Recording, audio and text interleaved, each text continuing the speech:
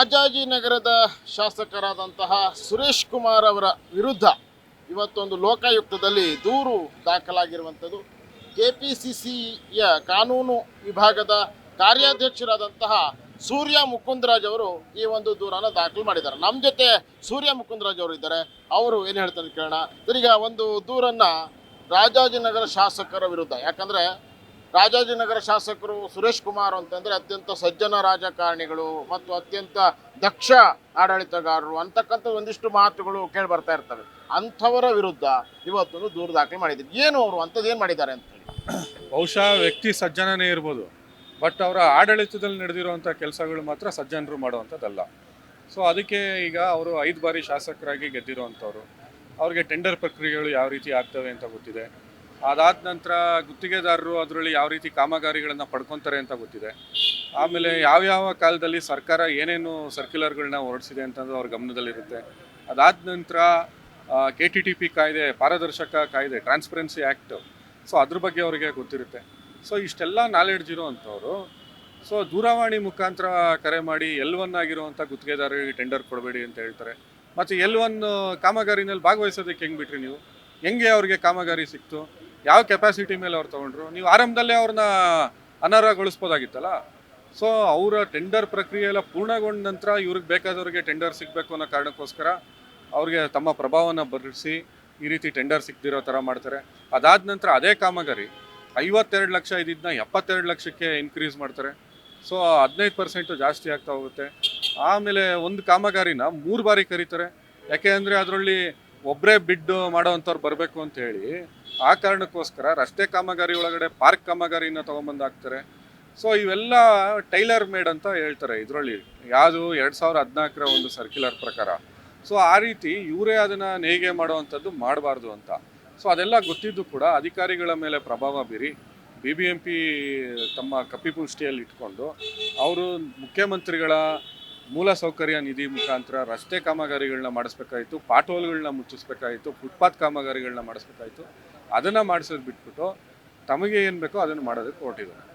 ಈಗ ಅಧಿಕಾರದಲ್ಲಿರ್ತಕ್ಕಂಥದ್ದು ಸರ್ಕಾರ, ಕಾಂಗ್ರೆಸ್ ಸರ್ಕಾರ ಇದೆ. ತಾವು ಆ ಒಂದು KPCCಯ ಒಂದು ಲೀಗಲ್ ಸೆಲ್ನ ಅಧ್ಯಕ್ಷರು ಕೂಡ ಆಗಿದ್ದೀರಿ, ಕಾರ್ಯಾಧ್ಯಕ್ಷರು ಕೂಡ ಆಗಿದ್ದೀರಿ. ಇಂಥ ಸಂದರ್ಭದಲ್ಲಿ ಸರ್ಕಾರಕ್ಕೆ ಗಮನಕ್ಕೆ ಬರಲೇ ಇಲ್ವಾ ಇದು ಅಂತೇಳಿ ನೀವು ಅದನ್ನೆಲ್ಲ ವಾಚ್ ಮಾಡ್ತಾ ಇರ್ತೀರಲ್ವಾ? ಇದು ನಡಿಬೇಕಾದ್ರೆ, ಪ್ರಕ್ರಿಯೆ ನಡಿಬೇಕಾದ್ರೆ ತಡಿಬೋದಾದಂಥ ಒಂದು ಸಾಧ್ಯತೆಗಳಿದ್ವಲ್ಲ. ಈಗ ಇದು ಒಟ್ಟು 6 ಟೆಂಡರ್ ಗುತ್ತಿಗೆ ಕಾಮಗಾರಿಗಳಿಗೆ ಸಂಬಂಧಪಟ್ಟಂಥ ವಿಚಾರ 2020ರಿಂದ ನಡ್ಕೊಂಬಂದಿರುವಂಥದ್ದು. ಇವತ್ತು ಅನೇಕ ಜನ ರಾಜಾಜಿನಗರದಲ್ಲಿರುವಂಥ ಜನ ನೊಂದಿದ್ದಾರೆ, ಬೇಸತ್ತಿದ್ದಾರೆ. ಸೊ ಈ ದಾಖಲೆಗಳ ಕ್ರೋಢೀಕರಣ ಆಗಿದೆ. ಇದು ಏನು ಲೋಕಾಯುಕ್ತರು ಕೊಟ್ಟಿರುವಂಥ ದೂರನ್ನು ಮಾನ್ಯ ಬೆಂಗಳೂರು ಉಸ್ತುವಾರಿ ಮಂತ್ರಿಗಳು ಮತ್ತು ನಮ್ಮ ಕೃಷ್ಣ ಬೈರೇಗೌಡರಿಗೆ ಕೊಡುವಂಥ ಕೆಲಸವನ್ನು ಮಾಡ್ತೀನಿ. ಸೊ ಅದರಲ್ಲಿ ಸರ್ಕಾರ ಯಾವ ರೀತಿ ಕ್ರಮ ತಗೊಳುತ್ತೆ ಇದನ್ನು ಪರಿಶೀಲನೆ ಮಾಡಬೇಕು. ಮತ್ತು ಈ ರೀತಿ ಆಗಿರೋವಂಥದ್ದು ನಿಜವಾಗ್ಲೂ ಈ ದಾಖಲೆಗಳು ಸತ್ಯನೇ ಆಗಿದ್ದರೆ, ಅಧಿಕಾರಿಗಳು ಇದರಲ್ಲಿ ಇನ್ವಾಲ್ವ್ ಆಗಿದ್ದಾರೆ ಅಂದರೆ ಸುರೇಶ್ ಕುಮಾರ್ ಅವರ ವಿರುದ್ಧ ಏನು ಕಾನೂನು ಪ್ರಕಾರ ಕ್ರಮ ತಗೋಬೇಕು ಅವ್ರು ತಗೊಳ್ಳಿ. ಈಗ ಇಂಥ ಕಾಮಗಾರಿಗಳು ಬೆಂಗಳೂರಿಗೆ ಸಂಬಂಧಪಟ್ಟಂತೆ ಕಾಮಗಾರಿಗಳು ನಡೀತಕ್ಕಂಥದ್ದು BBMP ವ್ಯಾಪ್ತಿಯಲ್ಲಿ ನಡೆಯುವಂಥದ್ದು. ಚುನಾವಣೆನೇ ಆಗ್ತಾ ಇಲ್ಲ. ಈಗ ಏನಾಗಿದೆ ಅಂದರೆ ಕಾರ್ಪೊರೇಟ್ರ್ಗಳಿದ್ದರೆ ಅದೆಲ್ಲವನ್ನೂ ಕೂಡ ವಾಚ್ ಮಾಡ್ತಾ ಇರ್ತಾರೆ. ಇಂಥ ಕಾಮಗಾರಿಗಳಿಗೆ ಸಂಬಂಧಪಟ್ಟಂಗೆ ಅವರೆಲ್ಲ ಕೂಡ ಒಂದಿಷ್ಟು ಇದನ್ನು ಮಾಡ್ತಾ ಇರ್ತಾರೆ. ಈಗ ಏನಾಗ್ಬಿಟ್ಟಿದೆ, ಚುನಾವಣೆನೇ ಆಗ್ತಾ ಇಲ್ಲ. BBMP ಈಗ GBA ಮಾಡಿದ್ರೆ ನಿಮ್ಮ ಸರ್ಕಾರನೇ ಮಾಡಿರುವಂಥದ್ದು 5 ಪಾಲಿಕೆಗಳನ್ನು ಮಾಡಿದ್ದಾರೆ. ಅದು ಕೂಡ ಯಾವ ಚುನಾವಣೆ ಒಂದು ರೀತಿ ಅತಂತ್ರ ಆಗೋ ಪರಿಸ್ಥಿತಿ. ಇದಕ್ಕೆಲ್ಲ ಕಾರಣ ಚುನಾವಣೆ ಆಗದೇ ಇರೋದು. ಯಾಕಂದರೆ ಇದನ್ನ ಚುನಾವಣೆ ಆಗದೇ ಇರೋದ್ರಿಂದ, ಕಾರ್ಪೊರೇಟರ್ಗಳು ಇಲ್ಲದೇ ಇರೋದ್ರಿಂದ ಎಲ್ಲ ಕೂಡ ಶಾಸಕರೇ ಇದನ್ನು ಮಾಡ್ತಾ ಇದ್ದಾರೆ. ನೀವೇ ಹೇಳಿದ್ರಿ 5 ಸತಿ ಅವ್ರು ಶಾಸಕರಾಗಿದ್ದಾರೆ, ಪ್ರತಿಯೊಂದು ಗೊತ್ತಿದೆ ಅಂತೇಳಿ. ಶಾಸಕರುಗಳೇ ಚುನಾವಣೆ ಆಗದೇ ಇರೋಂಗೆ ಏನಾದರೂ ಮಾಡ್ತಾ ಇದ್ದಾರಾ ಅಂತ. ಅದು ಇದರಲ್ಲಿ ಕೆಲವೊಂದು ಕಾರಿಡಾರಲ್ಲಿ ಮಾತಾಡುವಂಥದ್ದು ಏನು ಅಂದರೆ BBMP ಚುನಾವಣೆ ಸಂಬಂಧಪಟ್ಟಂಗೆ ಎಲ್ಲ ಶಾಸಕರು ಒಂದೇ, ಪಕ್ಷಾತೀತವಾಗಿ ಎಲ್ಲರೂ ಆ ಚುನಾವಣೆ ಬಗ್ಗೆ ಆಸಕ್ತಿ ತೋರಿಸ್ತಾ ಇಲ್ಲ ಅಂತ ಆರೋಪ ಇದೆ. ಜನ ಮಾತಾಡ್ಕೊತಾ ಇದ್ದಾರೆ, ಯಾರು ಆಸ್ಪಿರೆಂಟ್ಸ್ ಇದ್ದಾರೆ ಅವ್ರು ಮಾತಾಡ್ಕೊತಾ ಇದ್ದಾರೆ. ಇವತ್ತು BJP ಸರ್ಕಾರ 198 ಇದ್ದಿದ್ದನ್ನ ಜಾಸ್ತಿ ಮಾಡೋಕ್ಕೆ 250 ಮಾಡೋಕ್ಕೆ ಹೋದರು. ಅದಾದ ನಂತರ ಅದನ್ನು BBMPನ ಟ್ರೈಫರ್ಕೇಷನ್ ಮಾಡೋಕ್ಕೆ ಹೋದರು. ಸೊ ಅವರಿಂದ ಆರಂಭ ಆಯಿತು. ಸೊ ಇವತ್ತು ಮುಖ್ಯಮಂತ್ರಿಗಳು ಅದನ್ನು GBA ಮಾಡಿದರೆ ಅದಕ್ಕೆ ಬೇರೆ ಆದಂಥ ಆಡಳಿತದ ಒಂದು ಕಾಯಕಲ್ಪವನ್ನು ಕೊಡಬೇಕು ಅಂತ ಹೊರಟಿದ್ದಾರೆ. ಸುಪ್ರೀಂ ಕೋರ್ಟ್ ಕೂಡ ಹೇಳಿದೆ ಚುನಾವಣೆಯನ್ನು ಮಾಡಿ ಅಂತ. ನಮ್ಮದು ಕೂಡ ಒತ್ತಡ ಇದೆ.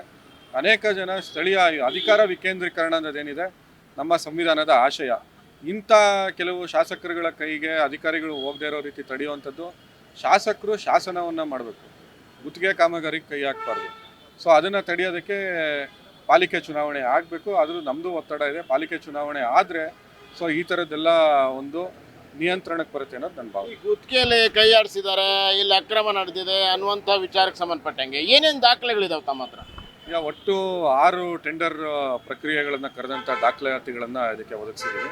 ಅದಾದ ನಂತರ TVCC ಮುಖ್ಯ ಆಯುಕ್ತರು ಬರೆದಿರುವಂಥ ಒಂದು ಪತ್ರದ ಪ್ರತಿಯನ್ನು ಇದಕ್ಕೆ ಲಗತ್ತಿಸಲಾಗಿದೆ.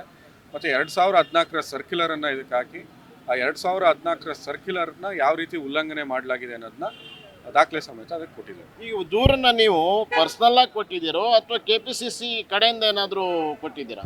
ಈ ದೂರನ್ನು ಇವತ್ತು ಪರ್ಸನಲ್ ಕೆಪಾಸಿಟಿ ಮೇಲೆ ಕೊಟ್ಟಿರೋವಂಥದ್ದು. ಇದನ್ನು ನಂತರ ನಾಯಕರುಗಳ ಗಮನಕ್ಕೆ ತಂದು ಪಕ್ಷ ಏನು ಹೇಳುತ್ತೆ ಅದರ ಪ್ರಕಾರ ಮುಂದುವರಿಸುತ್ತೆ.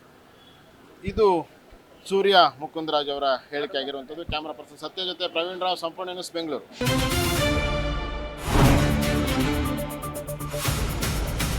ಸಂಪೂರ್ಣ ನ್ಯೂಸ್ 24x7 ಇದು ನೊಂದವರ ಧ್ವನಿ.